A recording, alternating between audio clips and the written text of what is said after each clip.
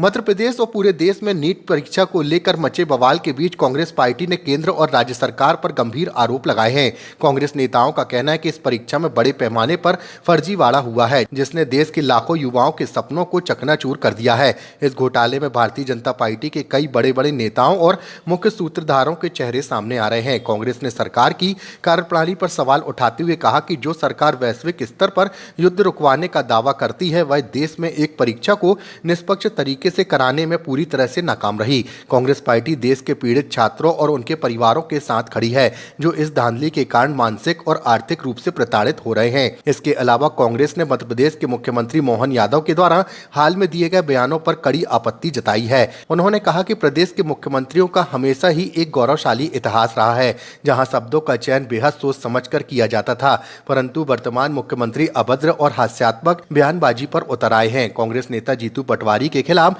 मुख्यमंत्री के द्वारा दो कौड़ी जैसे अपमानजनक शब्दों का इस्तेमाल किए जाने की पूरी कांग्रेस पार्टी कड़ी निंदा करती है। कांग्रेस का आरोप है कि मुख्यमंत्री का यह व्यवहार गरिमा के विपरीत है और उनकी इसी बयानबाजी के खिलाफ पार्टी लगातार विरोध प्रदर्शन जारी रखेगी। पूरे मध्य प्रदेश पे और पूरे हिंदुस्तान में जिस तरह से नीट की परीक्षा में हमारे युवा लोगों के सपनों को ध्वस्त किया गया है, युवाओं के सपनों को लूटा गया है। आपने देखा किस निचले स्तर पे जाके भारतीय जनता पार्टी के लोगों के चेहरे सामने आ रहे हैं, जो इस नीट परीक्षा के मेन करता धरता रहे, जो इसके पूरे शिल्पकार रहे इस फर्जीवाड़े के,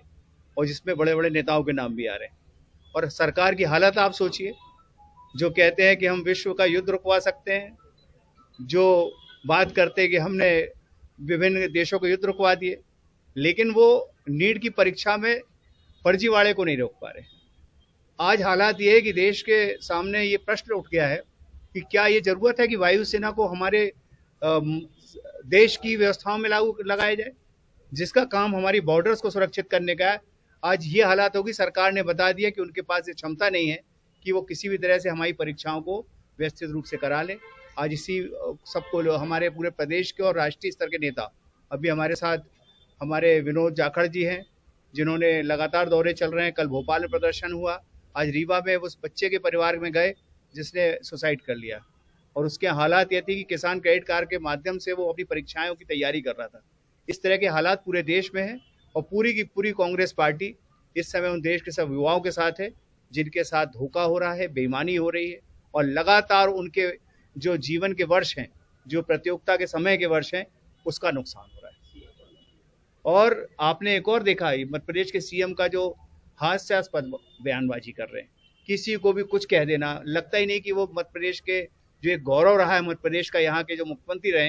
वो कितने चयन शब्द करते थे, कितने सोच समझ के बोलते थे। लेकिन माननीय मोहन यादव जी को तो मेरे को लग रहा है कि कुछ भी जो उनके मुंह में आता है, वो अभी भी अपनी